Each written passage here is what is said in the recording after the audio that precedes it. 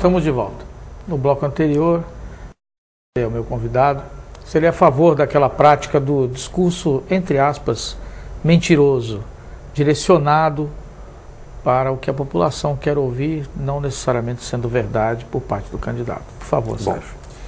A mentira do candidato, a mentira eleitoral, ela é sempre condenável. Mas falar aquilo que o povo quer ouvir não é necessariamente uma mentira. Veja, o marketing tradicional, ele trabalha com a prospecção antes de qualquer coisa. No fundo, o que a gente faz em marketing? Eu vou descobrir aquilo que o povo precisa, aquilo que o povo quer, aquilo que o povo anseia, né?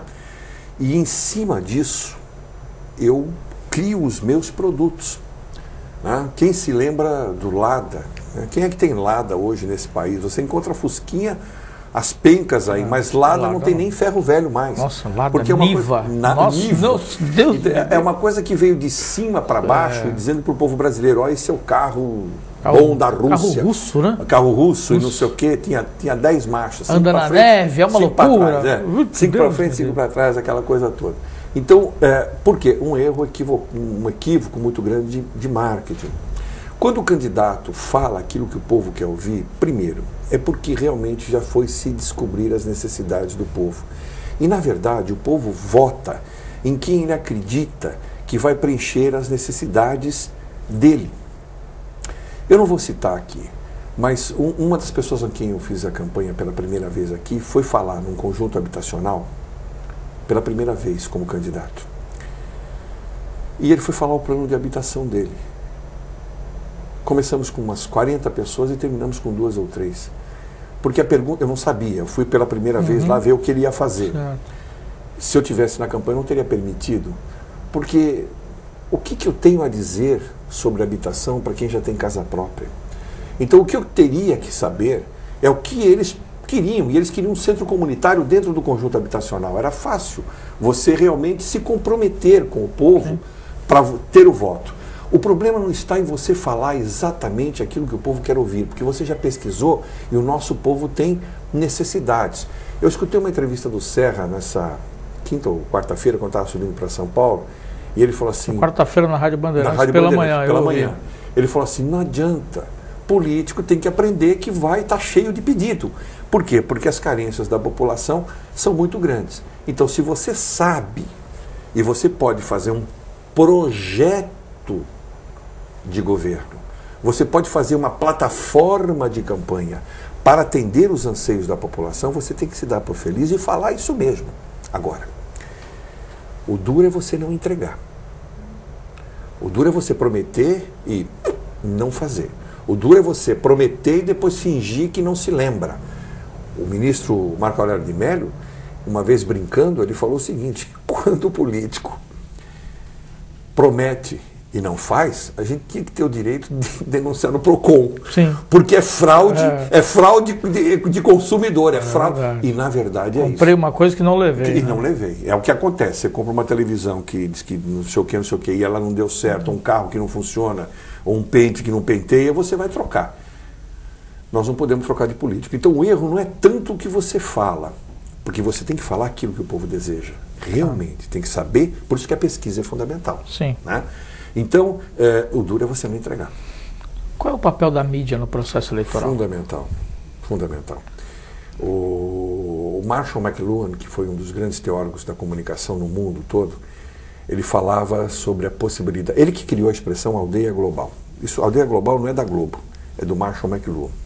Ele falou que o mundo viraria uma imensa aldeia, que nem naquela época dos tambores tribais dos índios, né? Um batia aqui, outro escutava lá e todo mundo sabia do que estava acontecendo. Não há como você falar com a massa se não for através de um veículo de comunicação de massa. Por mais que você corra, aperte a mão, etc., você pode fazer um aperto de mão, um olho no olho e já ir para outra casa, e etc. e tal, mas conversar, expor suas ideias, defender pontos de vista, dizer os porquês sem a mídia é impossível. A primeira coisa que a gente faz numa campanha, quando você pergunta para o candidato, é se ele tem uma mídia. Se não tiver, a gente tem que criar uma mídia própria. Nem que seja uma mídia impressa em nome do partido, ou em nome da campanha, um jornal de campanha, mas você tem que ter, sem isso. Né, do candidato à população. É a regra do pastor americano, que os nossos aprenderam muito bem. O sujeito chega numa comunidade, ele tem 5 casais, e ele prega naquela igrejinha pequena para 5 casais. E a primeira coisa que ele faz qual é?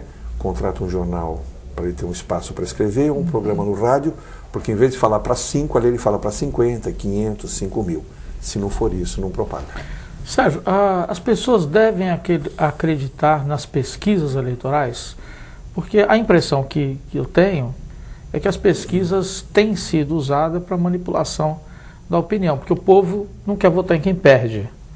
Ele não quer ficar assim, eu sei que ele vai perder, mas mesmo assim eu vou votar nele. Isso é cada vez menor. O que você acha disso? Bom, os grandes institutos, eles continuam sendo grandes institutos porque eles não podem errar. Então eles são confiáveis.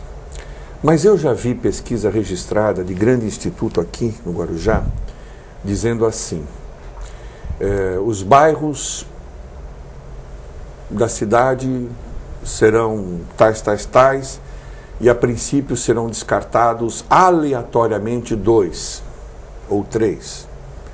Depois das pesquisas, não sei o que e tal, será descartado aleatoriamente não sei quanto. Tá?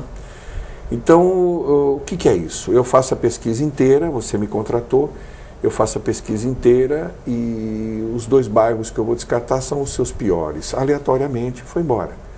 Aí eu vou mais aleatoriamente descartar tal pergunta e tal pergunta, sei lá eu. Então, conclusão, existe sempre a possibilidade de manipulação. E a manipulação existe justamente para fazer o que você falou. Por isso que hoje, em campanha, as coisas são assim. Você tem quem mede e publica. Ele tem quem mede e publica. Tá? Mas você acaba tendo a sua equipe interna para você saber realmente a verdade do processo de como a eleição acontece. O primeiro aconselhamento que a gente dá junto com a mídia é que a gente monte, primeiro, uma equipe para fazer um diagnóstico da cidade, saber o que falar, que você me perguntou anteriormente. Sim. O que esse bairro precisa, o que você quer, etc. e tal. E segundo, como é que você está vendo a evolução da campanha. Então é bastante relativo. Eu acho que nas grandes eleições, eu acho que a gente pode confiar plenamente. Nas outras, talvez nem tanto. Qual a importância do dinheiro numa eleição? Que papel ele ocupa? Então, deixa eu te falar uma coisa. Marketing político é como se fosse uma equação matemática, onde os fatores são multiplicados um pelo outro e o final aqui é sucesso ou derrota. O fator não pode ser 0, porque senão tudo que você multiplicou antes vezes 0 dá 0 e 0 para frente vai dar 0. Então o que acontece? Se dinheiro fosse fundamental, embora a gente possa falar que a campanha do Farid aqui teve mais dinheiro do que a campanha da Antonieta, é um exemplo que nós temos aqui, sim, mas o grande e clássico exemplo é assim. O Antônio Hermílio de Moraes, o homem mais rico do Brasil, foi candidato e perdeu. Perdeu para o Quércia, que não tinha tanto dinheiro quanto ele. Hoje o Quércia é biliardário e não ganha mais nenhuma. Então, se o dinheiro fosse, a coisa fundamental, esses caras tinham vencido, o Quércia estaria vencendo. Então, o que acontece? O dinheiro é um componente dessa equação. É claro que se você tiver mais dinheiro, você pode ter um outro componente mais fraco. Então, o cara tem muito carisma, ele pode ter menos dinheiro. O cara tem uma rede de amigos e de lideranças com ele pode até ter menos carisma e menos dinheiro.